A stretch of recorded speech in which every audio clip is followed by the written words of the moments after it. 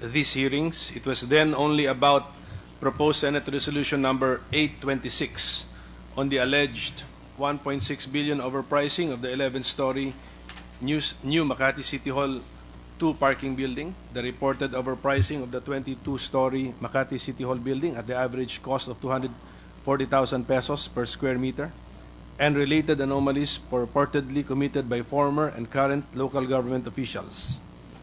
A lot has happened and a lot has been achieved since that time.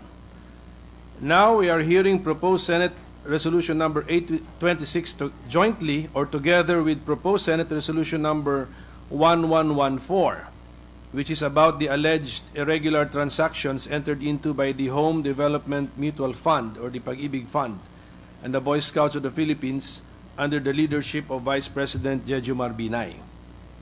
We have conducted 22 hearings so far, and we have tackled the following subject matters: the alleged overpricing of the Makati City Hall 2 parking building, alleged overpricing of the Makati Science High School building, alleged overpricing of the University of Makati Nursing Building or the Health and Physical Sciences Building, alleged irregularities in the cakes and other benefits of senior citizens in Makati City, the so-called Hacienda Binay, alleged irregularity in the acquisition of the property in Comembo, Makati, owned by Miriras Realty and Development Corporation, the alleged monopoly of Omni Security of the security services contract in the city of Makati, alleged irregular transactions entered into by the Home Development Mutual Fund or Pag-ibig Fund, the Boy Scouts of the Philippines Alpha Land Joint Venture Agreement, which is allegedly disadvantageous to the Boy Scouts, alleged anomalous University of Makati STI Joint Venture Agreement, the Makati City Sister Cities Program, alleged overpricing of the Makati Friendship Suites, and the alleged neglect of the Makati Homeville. So these are 13, not less than 13 subject matters. Hence, we have actually devoted only 1 to 2 hearings per topic. As a result of the subcommittee's hearings, other government agencies have acted in accordance with what has been revealed in our hearings.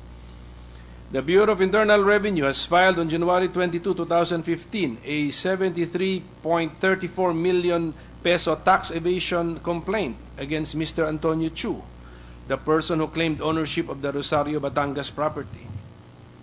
On March 5, 2015, the Office of the Ombudsman Special Panel of Investigators filed a complaint charging Vice President Binay, Mayor Binay, and other Makati officials and private respondents with malversation, falsification, violations of Section 3E of the Anti-Graft and Corrupt Practices Act, and violation of the Government Procurement Reform Act in connection with several alleged irregularities in the procurement and award of the contracts for the design and or architectural services and the construction of the Makati City Hall 2 parking building. The Department of Agrarian Reform has investigated possible violations of Republic Act number 6657, otherwise known as the Comprehensive Agrarian Reform Law, in the hacienda in Rosario, Batangas, which is now known as Hacienda Binay. The DAR Secretary has committed to pursue the investigation of this property and to report to this subcommittee the results of his investigation. The Anti-Money Laundering Council has conducted discrete investigations of the bank accounts and transactions, insurance policies, and other investments of the personalities who have been prominently mentioned in our hearings, and had secured a freeze order from the Court of Appeals over these accounts, numbering around 242. Mayor Junjun Binay has been suspended from office by the Office of the Ombudsman on June 29, 2015. In January 2015, the Boy Scouts of the Philippines was finally paid rent by Alpha Land for the use of its share in the premises constructed pursuant to the joint venture agreement between the BSP and Alpha Land in the amount of more than 7 million pesos, and that was covering 2014 rentals. And the COA, of course, has conducted special audits of the various subject matters we have discussed in these hearings. In my opening statement last August 20, 2014, I made a gentle reminder to everyone that at this point in time, the allegations of overpricing and anomalies are just that, allegations. However, on May 26, 2015, this subcommittee issued a partial report on the alleged overpricing of the Makati City Hall 2 parking building. To resolve the issue of whether the Makati City Hall 2 parking building, constructed at the cost of 2.28 billion pesos, is overpriced, the subcommittee employed various tests and standards before coming up with its conclusion that indeed the said building is overpriced.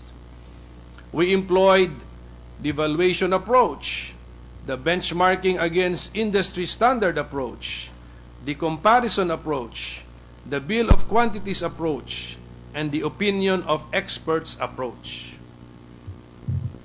The valuation approach estimated the Makati City Hall 2 parking building to cost around 891 million pesos versus the 2.28 billion pesos in actual cost. The benchmarking against industry standard approach yielded the construction amount of 35,260 pesos per square meter versus the 69,549 pesos and 54 centavos per square meter in actual cost. Therefore, after careful scrutiny of the evidence on hand, the subcommittee concluded that the Makati City Hall 2 parking building is clearly overpriced, and the amount of the overprice is from a low of 1,124,137,306.7 pesos to a high of 1,384,069,379.14 pesos. The subcommittee stated in the said partial report that its investigation on the alleged overprice in the construction of Makati City Hall 2 parking building has revealed the commission of the crime of plunder committed through what we called a grand conspiracy. The personalities recommended to be charged with the crime of plunder are enumerated in the said partial report of the subcommittee. Hence, we concluded that since the first part of proposed Senate Resolution number 826, the alleged overpricing of the Makati City Hall 2 parking building has been proven, the investigation that your subcommittee has done cannot be said to be politika lang. Hence, your subcommittee will carry on with its duty and will continue with its investigation of and hearings on proposed Senate Resolution number 826 as well as proposed Senate Resolution number 1114 in aid of legislation until their logical conclusion. And as I stated on January 22, 2015, this Senate investigation is necessary for the ascertainment of the truth, and truth is certainly necessary for the enlightenment of our nation. Let me point out that Vice President Binay has been invited to appear before this subcommittee not less than 3 times. He has refused to honor our invitation on all 3 occasions.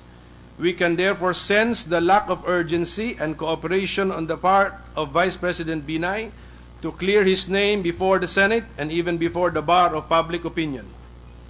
We will no longer invite Vice President Binay to attend our hearings.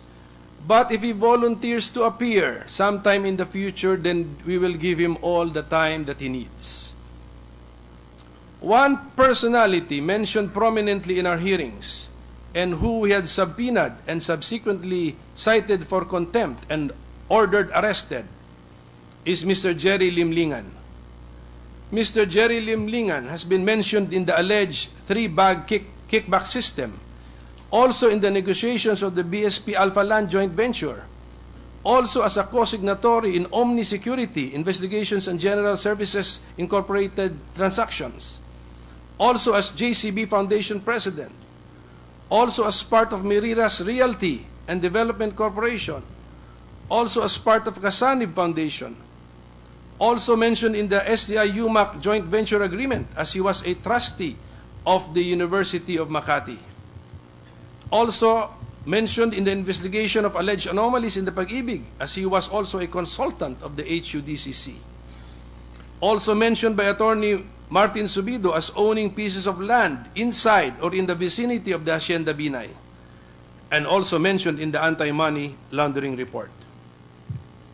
The subcommittee is interested to hear the explanation of Mr. Jerry Limlingan as to why he seems to be everywhere the Vice President is. Or is it the other way around? Where in the world is Jerry Limlingan? According to the Bureau of Immigration, there has been no record of his departure from the country. If he is still in the country, then why is he hiding rather than defending his name and family honor? Or is he being held against his will and thus unable to come forward? Walay limlingan